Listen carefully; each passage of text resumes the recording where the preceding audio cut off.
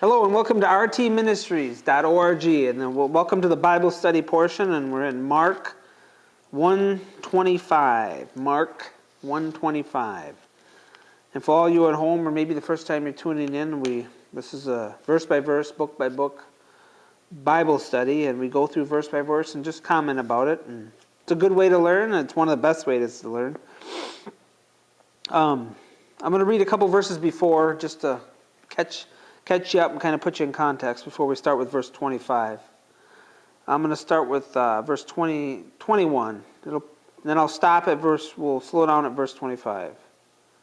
Mark 1, verse 25. Then they went to Capernaum, and when the Sabbath came, Jesus went into the synagogue and began to teach.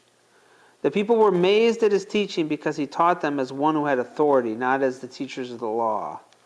Then a man in their synagogue who was possessed by an evil spirit cried out, "What do you want with us, Jesus of Nazareth? Have you come to destroy us? I know who you are, the Holy One of God."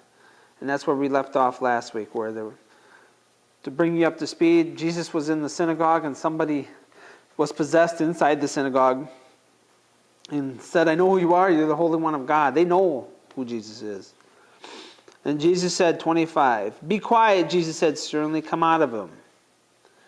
Now first off, Jesus didn't want a whole lot of demons talking on his behalf, so he said, "Be quiet." And then he said, "Come out of him." Now, Jesus has the power over anybody in this universe, man, angel, anything in this universe, and he said, "Come out." And the evil spirit shook the man violently and came out of him with a shriek. Now, did the demon have any choice? No. Jesus has power over demons, over everything. He said, "Come out," and the demon had to leave him. So he came out. Verse 27, then people were all so amazed that they asked each other, "What is this, a new teaching? And with authority." Remember, these people were amazed after 400 silent years between Malachi and Matthew. They were amazed at him teaching with such authority. Now, I'm teaching you, but I'm teaching you with the authority of this book. I have no authority of my own. But Jesus walked into the synagogues and taught with his own authority because he wrote the book. He even give orders. They said he even gives orders to evil spirits, and they obey him. They still have to obey him. Everybody has to obey the Lord.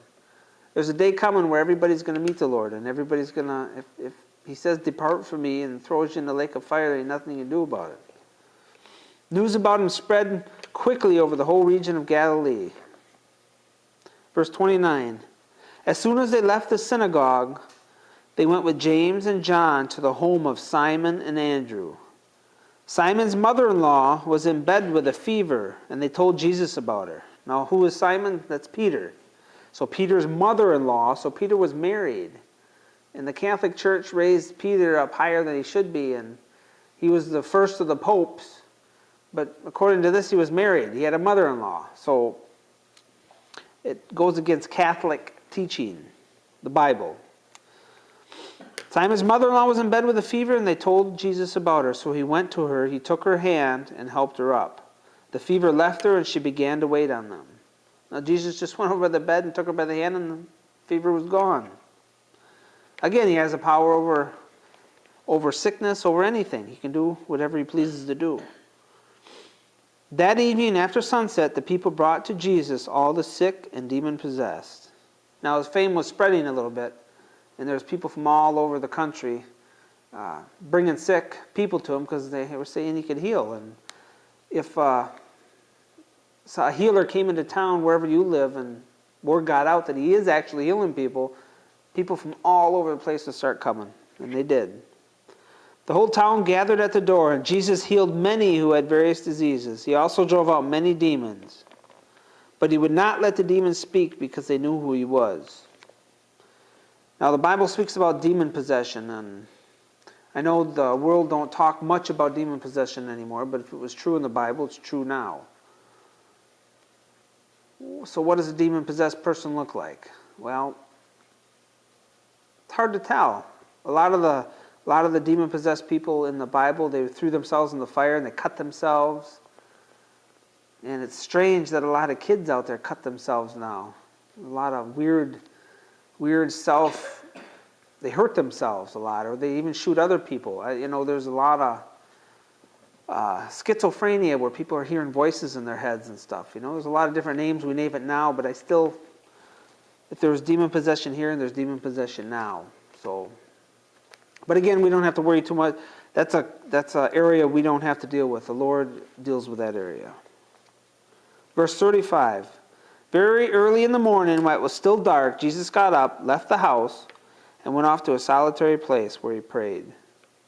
Now, if Jesus Christ himself got up early and went to a place where he could be by himself to pray, don't you think we should? And I challenge everybody out there, if you don't do something like by yourself, alone, you should do that. If Jesus himself had to do that, I think we all should be doing that. Whether it's late at night, early in the morning, it really doesn't matter. 36, and Simon and his companions went to look for him. And when they found him, they explained, "Everyone is looking for you." Jesus replied, "Let us go somewhere else, to the nearby villages, so I can preach there also. That is why I have come." So they went out and said, everybody's looking for you, but Jesus reverted back to his original mission. He came to preach the word to all the people. He kept that whole theme, his whole 3-year ministry. Jesus was 30 years old when he started his ministry. He was 33 years old when he died. So he had a ministry for 3 years. And his mission was to preach the word. 39, so they traveled throughout Galilee, preaching in their synagogues and driving out demons. Verse 40. A man with leprosy came to him and begged him on his knees, "If you are willing, can you make me clean?" Leprosy isn't talked about a whole lot. It's still around. Leprosy was a skin disease, and leprosy after a while would make your fingers and toes and go really numb so you couldn't feel them anymore. That's why if you see in pictures where people don't have any fingers and toes left in these third world countries, it's because it's not because the leprosy made their fingers fall off. It's because at night when there would be mice and things chew on their fingers and they wouldn't feel it. And after a while they'd have all their fingers and toes gone because, again, they couldn't feel varmints and stuff at night chewing on their fingers and toes. But in that day, if you had leprosy in the biblical days, you had to stay a certain amount of feet away from somebody. So if you came down with leprosy, you couldn't go within, I don't remember the exact amount of feet, but I think it was a distance of like across of a normal road. So if you had leprosy, you'd have to stay at least 20-some feet away from everybody. If you were walking down the street and you were going to come in contact with somebody, if you had leprosy, you'd have to go to the other side of the road or other side of the street and stay 20 feet away from everybody the rest of your life. Now, can you imagine not having any contact of any sort the rest of your life and staying 20 feet away from everybody you come in contact with? That's how somebody with leper had to deal with in them days. So a man with leprosy came to him and begged him on his knees, "If you are willing, can you make me clean?" So now you can see why he wanted Jesus to make him clean. It would have been a miserable way to live. Filled with compassion, now here's the compassion of Jesus Christ. Filled with compassion, Jesus reached out his hand and touched the man. Now, this man having leprosy probably hasn't had anybody touch him in years, or even if his whole life. He's probably never had anybody touch him, and Jesus reached out and touched him. He said, "I am willing," he said, "be clean." Immediately, the leprosy left him and he was cured. So leprosy is a skin disease, and immediately, as soon as Jesus Christ touched him, it was gone. Now, there's been a lot of so-called healers out there, but there's never been nobody that could do that. There's never been, since Jesus Christ been on this earth, anybody who could so fully heal somebody. Never. 43. Jesus sent him away at once with a strong warning. "See that you don't tell this to anyone, but go, show yourself to a priest, and offer the sacrifice that Moses commanded for your cleansing as a testimony to them." So he told the man to go to the priest and offer the sacrifice that Moses commanded. In the Old Testament law, if you got healed of leprosy, you were supposed to go to the priest and offer a sacrifice. There was things written in the law they had to do if that happened, as a testimony. 45, instead he went out and began to talk freely, spreading the news. he disobeyed Jesus for number one, but he couldn't help but tell other people about Jesus Christ. Now, if Jesus Christ has truly done something in your life, you can't help but tell people. It's the same thing. He was moving around, he was spreading the news. And I have a feeling that most people don't talk about the Lord because he hasn't done anything in their life. So if he's done something in your life, then tell. This man disobeyed, but we're obeying when we tell. As a result, Jesus could no longer enter a town openly, but stayed outside in lonely places. Now, Jesus was getting so popular that every time he walked into a town, people were crowding him. He couldn't do his ministry. He couldn't preach the word because everywhere he went, people wanted to be healed. That's why he told the man not to tell anybody about it, to go to the priest and give the sacrifice that the law commands. And he stayed out in lonely places. Yet the people came to him from everywhere. Even Jesus stayed outside of towns and lonely places, and the people still went out of town and found him. I can't blame him. If I was alive during that time, I probably would have done the same thing. So, Chapter 2. A few days later, when Jesus again entered Capernaum, the people heard that he had come home. Now, this is home to him, remember? He grew up here. So many gathered that there was no room left, not even outside the door, and he preached the word to them. So it was packed in there. Some men came bringing to him a paralytic, carried by four of them. This is a man that's his limbs don't work. He's almost paralyzed.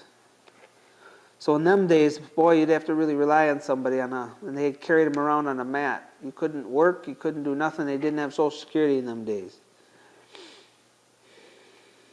And he was carried by four of them. Since they could not get him to Jesus because of the crowd, they made an opening in the roof above Jesus, and after digging through it, lowered the mat the paralyzed man was lying on. Now in them days, they had flat roofs. They were made of sticks and mud and layers of it. And they finally dug through all that. And they couldn't get to him any other way, so they went above him and lowered the paralytic on him above him. And lowered it down to him. When Jesus saw their faith, he said to the paralytic, "Son, your sins are forgiven."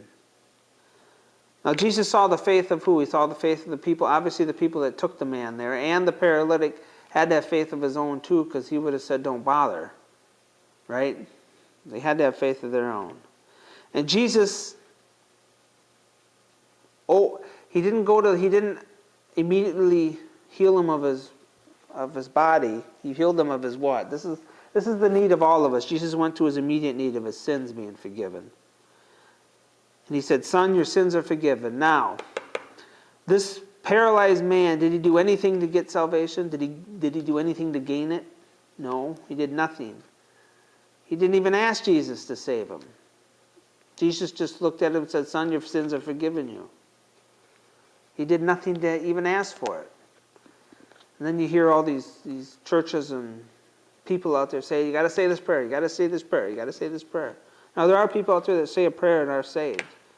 But ultimately it's up to Jesus who he wants to save, right?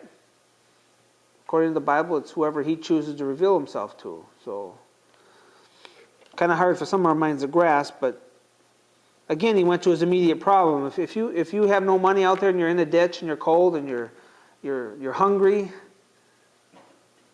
your immediate need is not food and heat. Your immediate need is Jesus Christ, and your sins need to be forgiven. That's your immediate need. And I think I'll stop here in verse 5 and start on verse 6 next week. Thanks. Bye.